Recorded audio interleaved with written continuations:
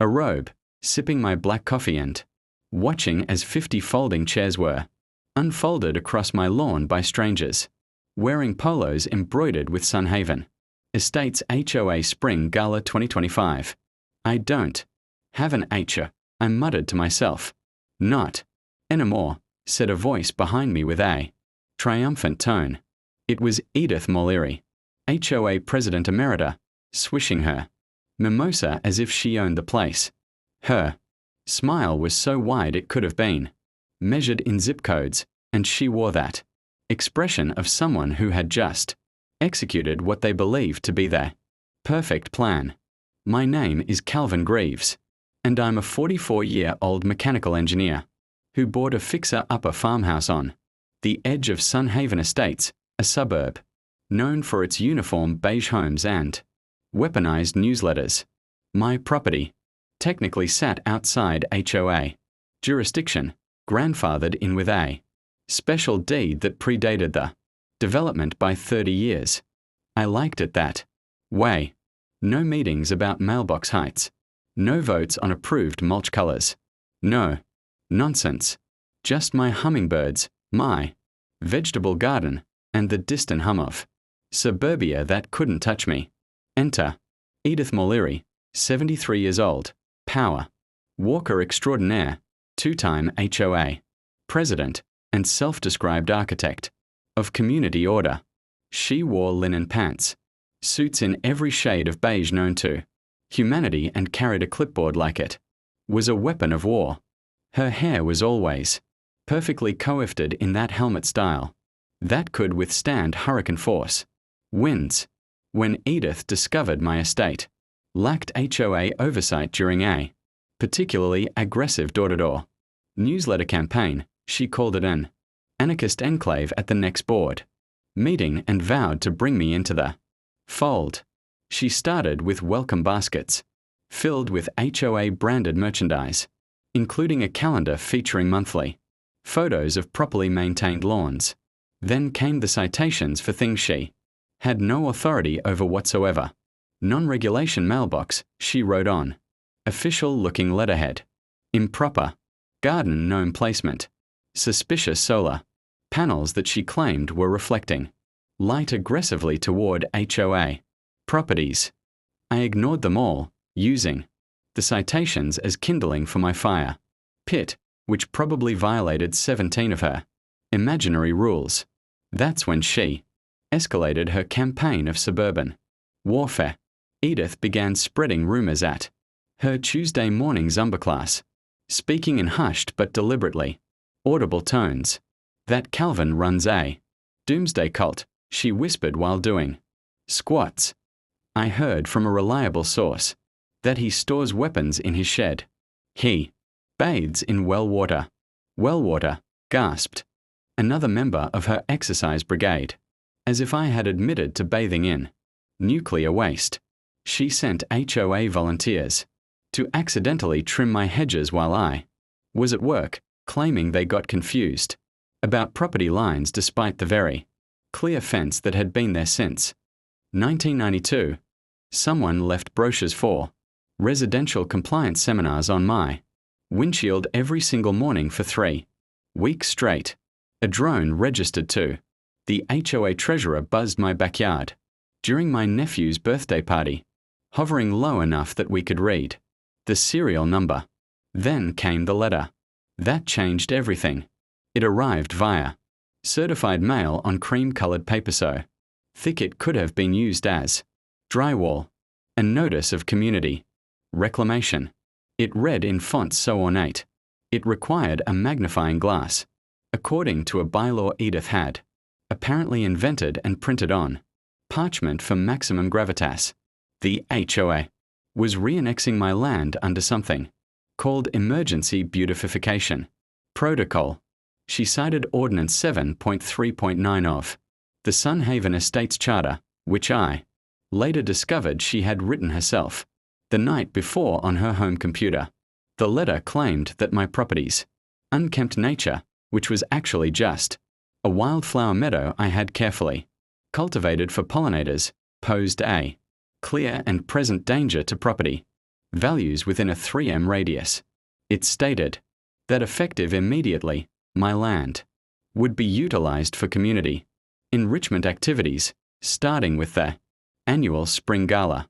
And so one fine Saturday morning in April, she threw the Spring Gala on my property without my permission, without legal authority, and without even the courtesy of a heads-up phone call. The scale of the event was staggering. There were 300 invited guests, all of whom had paid $75 per ticket for what the invitations called an exclusive garden party experience at Sunhaven's newest venue. Edith had hired professional caterers, a live band called the Suburban Groove, and even brought in porterattis disguised as decorative gazebos. A professional photographer was capturing every moment for the HOA's annual calendar. I didn't call the police immediately, though my finger hovered over 911 on my phone. Instead, I called my lawyer, specifically Maurice Elgar, a semi-retired land use attorney and my weekly pickleball partner who had once successfully sued a city for trying to claim eminent domain on a taco stand. Maurice arrived within 20 minutes, still wearing his tennis whites and prescription sunglasses that made him look like a sport-focused Terminator. He surveyed the party with the expression of someone watching a nature documentary about particularly stupid prey animals. He observed the chocolate fountain that had been set up next to my prized heritage roses, the 2 massage tents blocking my driveway, and the rented baby alpaca wearing a bow tie that was currently eating my organic lettuce. "Oh, Edith's going to jail," Maurice said with the casual certainty of someone observing that the sky is blue. Turns out Edith had done more than just trespass and throw an unauthorized party. Through a friend at the county clerk's office, Maurice discovered that she had forged county documents to make it appear that my property had been legally transferred to HOA control. She had impersonated zoning officials in emails to vendors using a fake government domain she created. She had rerouted HOA funds, nearly $40,000 meant for sidewalk repairs to pay for the gala, which featured not just the chocolate fountain and massage tents, but also a champagne bar, a sushi station, and a 10-piece mariachi band. She had flown in from 3 states away. But here's where it got even worse for Edith. My estate was under federal conservation protection due to an endangered species of beetle that lived exclusively in my rose bushes. The rosewood metallic beetle, to be specific, one of only 3 known colonies in North America. I had been working with the university's entomology department for 2 years to protect them, hosting a party with industrial floodlights, speakers blasting music at 120 dBs, and foot traffic trampling. Their habitat violated 3 separate environmental protection statutes. Maurice made some calls while I documented everything with my phone, getting close-ups of guests stepping on protected plant species and the alpaca defecating near the beetle habitat. Within an hour, we had contacted the U.S. Fish and Wildlife Service, the FBI's White-Collar Crime Division, and a reporter from the local news who had been investigating HOA corruption for a 6-part series. 2 weeks later, after the investigation had begun in earnest, a quiet group of men in navy windbreakers arrived at Edith's door at 6 a.m. on a Tuesday. FBI agents. Not the dramatic SWAT team raid she might have expected, but the methodical financial crimes unit that meant business. She answered the door in pearls and a silk robe, her hair somehow still perfectly styled despite the early hour.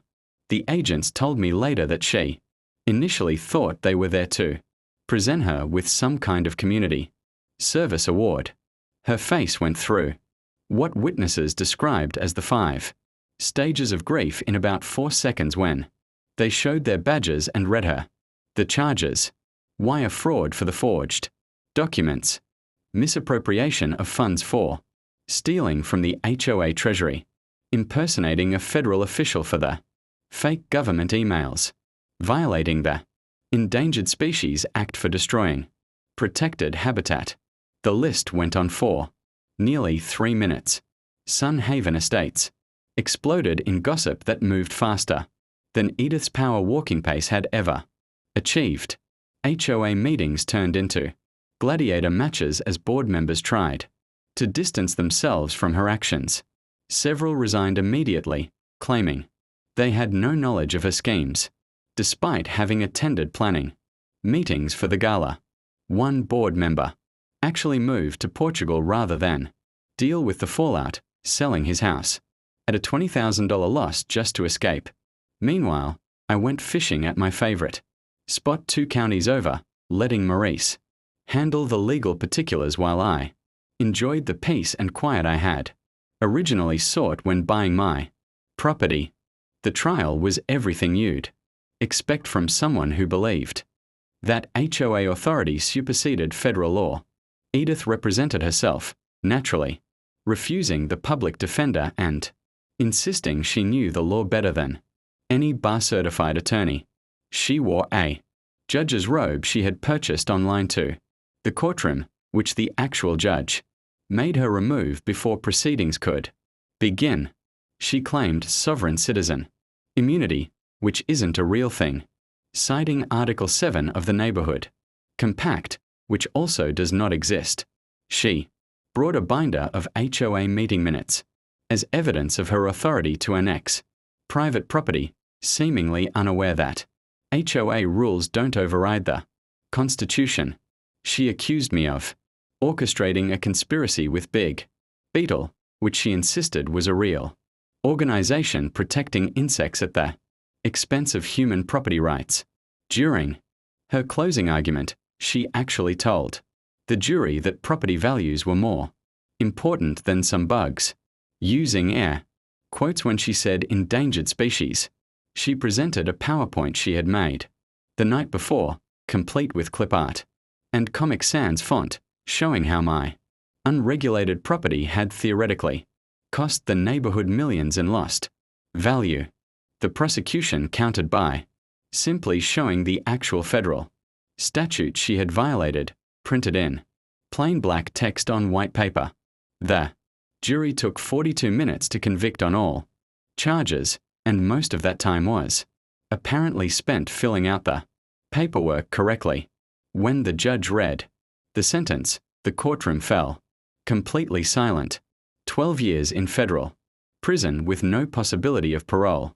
The maximum sentence, given what the judge called the breathtaking scope of her criminal enterprise and complete lack of remorse. The $40,000 she had stolen would have to be repaid with interest. She was permanently banned from serving on any HOA board in the United States. Her real estate license was revoked. The IRS was opening an investigation into 5 years of her tax returns. Edith's final words in court, spoken with the conviction of someone who still didn't understand what had happened, were clear and defiant. I will appeal to the Supreme Homeowners Tribunal.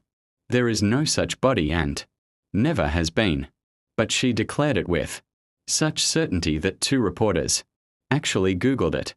As the baifs led her away, she was still muttering about property values and the danger of unregulated mailboxes.